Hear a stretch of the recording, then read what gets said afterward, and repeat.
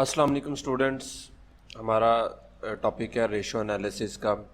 Basically ये topics जो हैं वो advance financial accounting BCom part 2 की बुक के अंदर और इससे एडवांस लेवल की जितनी भी बुक्स हैं उनके अंदर ये आपको जो है वो रेशो एनालिसिस के जो है वो टॉपिक्स मिलेंगे। रेशो एनालिसिस बेसिकली कोई भी कंपनी जो रेशो एनालिसिस करती है उसका जो वो प्राइमरी पर्पस तो ये होता है कि उन्होंने अपने प्रीवियस ईयर की एक्टिविटी को करंट ईयर की एक्टिविटी के साथ चेक करना है कि हम कितना परसेंट जो है वो प्रीवियस ईयर में जो है वो हमने क्या परसेंटेज अर्न की है और इस जो है वो पीरियड के अंदर हमारी जो है वो प्रोग्रेस की परसेंटेज क्या है।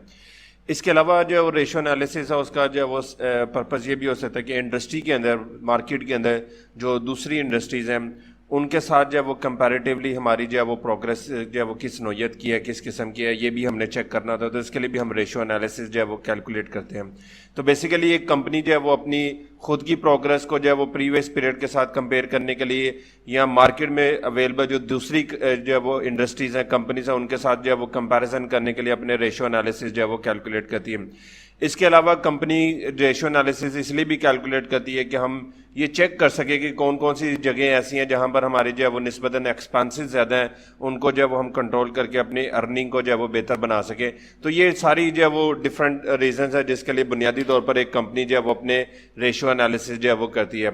अब हमने इस टॉपिक के अंदर डिफरेंट रेशो एनालिसिस के जो है वो पहले हिस्से के अंदर हम फार्मूले सीखेंगे कि हमने जो है वो रेशो एनालिसिस को कैलकुलेट कैसे करना है, उसके लिए जो फार्मूलाज हैं वो कैसे जो है वो ड्राइव किए जाएंगे। और सेकंड पार्ट के अंदर मैं कुछ एक जो है वो न्यूमेरिकल क्वेश्चन सॉल्व करूंगा। ठीक है जी, वो न्यूमेरिकल क्वेश्चन डिफरेंट बुक्स के होंगे, जैसे कि यहाँ पर जो है वो सुहेल अफजल की बुक जो है वो यूज़ की जाती है उसमें से हम क्वेश्चन करेंगे। इसके अलावा एम ए गनी की बुक है और उसके अलावा फ्रैंकवुड की बुक है। तो ये डिफरेंट बुक्स हैं जिनमें से हम क्वेश्चन जो है वो सॉल्व करेंगे और मैं इंशाल्लाह उन क्वेश्चन के साथ बुक का रेफरेंस भी जो है वो मेंशन कर दूंगा। अभी फिलवक्त हम ये सीखेंगे कि हमने ये जो रेशो एनालिसिस पढ़नी है इसके अंदर जो फार्मूलाज यूज होंगे उन फार्मूलाज की कैलकुलेशन जो है वो किस किस तरीके से जो है वो की जाएगी, कौन कौन सी चीज़ें उसमें जो है वो यूटिलाइज होंगी। सबसे पहला जो आज का टॉपिक है उसके अंदर हम दो फार्मूलाज डिस्कस करेंगे। नंबर 1 ग्रॉस प्रॉफिट रेशो और नंबर 2 जो है वो नेट प्रॉफिट रेशो है। सबसे पहले हम बात करेंगे ग्रॉस प्रॉफिट रेशो के ऊपर। ग्रॉस प्रॉफिट रेशो से मुराद क्या होगा कि हम ग्रॉस प्रॉफिट को कैसे कैलकुलेट करेंगे, तो इसका फार्मूला होगा कि हमने ग्रॉस प्रॉफिट को नेट सेल से डिवाइड करेंगे और मल्टीप्लाई 100 करेंगे, तो इसका जो आंसर होगा वो हमारा ग्रॉस प्रॉफिट जो है वो रेशो कहलाएगा। तो ग्रॉस प्रॉफिट का जो फार्मूला यूज होगा वही होगा gross profit divided by net cell multiply by 100। यहां पर ग्रॉस प्रॉफिट से मुराद ये होगा कि हमने बिजनेस की जितनी भी नेट सेल होंगी वो नेट सेल लेंगे, उसमें से हम कॉस्ट ऑफ सेल जो है वो माइनस करेंगे, तो जो इसका आंसर होगा वो हमारा ग्रॉस प्रॉफिट होगा। अब ये जो कॉस्ट ऑफ सेल है इससे मुराद क्या और नेट सेल से मुराद क्या, ये दोनों चीजें क्या हैं। तो सबसे पहले अब ये देख लें कि कॉस्ट ऑफ सेल से मुराद जो है वो हम लेंगे ओपनिंग स्टॉक। ठीक है जी, कॉस्ट ऑफ सेल को मालूम करने के लिए हम सबसे पहले ओपनिंग स्टॉक लेंगे। इसके अंदर जितनी भी नेट परचेजेस होंगी, परचेजेस आफ्टर रिटर्न्स, मतलब परचेजेस में से जितनी भी ग्रॉस परचेजेस आपने की उसमें से आप रिटर्न सारी माइनस कर देंगे तो वो आपकी नेट परचेजेस होंगी। उसके अंदर आप डायरेक्ट एक्सपेंसेस जो है वो ऐड करेंगे और क्लोजिंग स्टॉक माइनस करेंगे, तो इसका आंसर आपका कॉस्ट ऑफ सेल कहलाएगा। नेट परचेजेस से मुराद जैसा कि मैंने जिक्र किया था कि ग्रॉस परचेजेस, इसमें से हम परचेजेस रिटर्न जो है वो क्या करेंगे, माइनस कर देंगे। अच्छा जी, तो नेट सेल में से हमने ये कॉस्ट ऑफ सेल माइनस करनी है, तो नेट सेल से मुराद अगेन जिस तरह हमने नेट परचेजेस मालूम किया कि नेट परचेजेस के लिए हमने ग्रॉस परचेजेस में से रिटर्न्स माइनस किए हैं, सिमिलरली हम यहां पर भी क्या करेंगे कि हम ग्रॉस सेल में से सेल्स रिटर्न जो है वो क्या करेंगे, माइनस करेंगे। इनको माइनस करके जो हमारा डिफरेंस होगा वो डिफरेंस हमारा नेट सेल का होगा। अब ये जो ग्रॉस सेल है इससे मुराद ये होगा कि आपने अपनी कैश सेल्स और क्रेडिट सेल दोनों को ऐड करना है।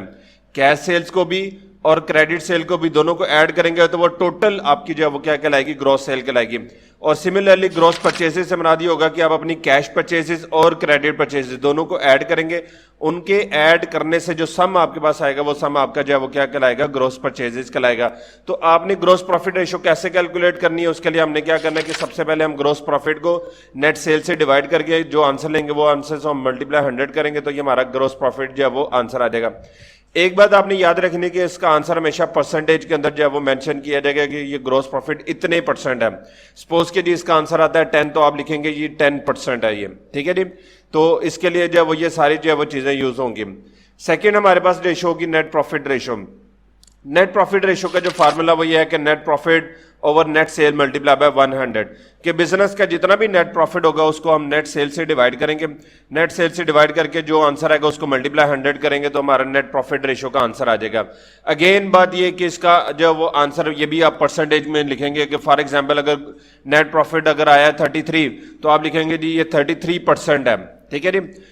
अब नेट प्रॉफिट आपने मालूम कैसे करना है, तो उसके लिए आप क्या करेंगे, सबसे पहले तो ऑब्वियसली आप ग्रॉस प्रॉफिट पहले मालूम कर चुके होंगे, तो ग्रॉस प्रॉफिट जब आप कैलकुलेट कर लेंगे, जिस तरह अभी पीछे जब मैंने आपको बताया कि ग्रॉस प्रॉफिट आपने कैसे कैलकुलेट करना है, तो जब आप ग्रॉस प्रॉफिट कैलकुलेट करेंगे तो उसके अंदर जितनी भी इनडायरेक्ट इनकम्स है वो आप ऐड कर देंगे।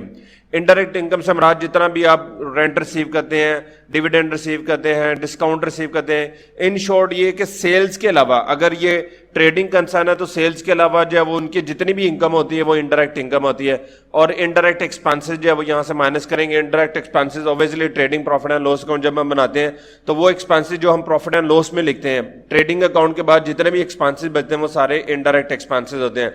तो ऐसे इनडायरेक्ट एक्सपेंसेस आप माइनस कर चुके होंगे, या इन अदर वर्ड्स आप यूं भी कह सकते हैं कि अगर आपने अपना ग्रॉस नेट प्रॉफिट कैलकुलेट करना है तो ग्रॉस सेल में से सबसे पहले आप कॉस्ट ऑफ सेल माइनस करेंगे, उसके बाद इनडायरेक्ट इनकम यहां पर ऐड करेंगे और इनडायरेक्ट एक्सपेंसेस जो है वहां से माइनस करेंगे, तो बाकी जो आंसर बचेगा वो आपका आंसर जो है वो नेट प्रॉफिट कहलाएगा। अब यहां पर नेट सेल से मुराद अगेन वही ग्रॉस सेल्स, उसमें से सेल्स रिटर्न माइनस करेंगे। ग्रॉस सेल से मुराद क्या होगा कि हमारी कैश सेल्स और क्रेडिट सेल, और जो ग्रोस परचेजेस होंगे उससे मुराद ये होगा कि हमारी कैश और क्रेडिट परचेजेस जो है वो हम सारी लेंगे। अब इस जो है वो टोटल वैल्यू को जो है वो क्या करेंगे, फार्मूले के अंदर पुट करके इनसे आंसर निकालेंगे, ठीक है जी। ये हम वर्किंग भी इसके साथ जो है वो करेंगे। तो हमने क्या करना है कि जब नेट प्रॉफिट हमने कैलकुलेट करना है तो सबसे पहले हमने नेट प्रॉफिट की कैलकुलेशन करनी है। नेट प्रॉफिट दो तरीके से कैलकुलेट होगा, अगर तो आपके पास ग्रॉस प्रॉफिट होगा तो उसके लिए आप क्या करेंगे, उसके बाद आप ग्रॉस प्रॉफिट के अंदर इंडायरेक्ट इनकम ऐड करेंगे और एक्सपेंसेस माइनस कर देंगे। और अगर आप स्टार्ट से उसको कर रहे हैं तो उसके लिए आप क्या करेंगे, आप ग्रॉस सेल लेंगे, उसमें से कॉस्ट ऑफ सेल माइनस करेंगे और देन इनडायरेक्ट इनकम ऐड करेंगे और इनडायरेक्ट एक्सपेंसेस यहां से क्या करेंगे, माइनस कर देंगे। तो आपके पास जो है वो आंसर जो होगा वो आपका नेट प्रॉफिट होगा। और यहां पर नेट सेल से मुराद ग्रॉस सेल में से सेल्स रिटर्न या रिटर्न इनवर्ड्स आप माइनस कर चुके होंगे। तो इस तरीके से आपने ग्रॉस प्रॉफिट और जो है वो नेट प्रॉफिट रेशियो जो है वो कैलकुलेट करनी है। उम्मीद करता हूं ये फार्मूलाज आपको अंडरस्टैंड होगी, इसकी वर्किंग कैसे करनी है वो भी आपको अंडरस्टैंड होगी। अगर कोई आपका क्वेश्चन हुआ तो आप क्वेश्चन मुझे कमेंट सेक्शन के अंदर जो है वो लिखकर पूछ सकते हैं, ठीक है जी। अल्लाह हाफिज।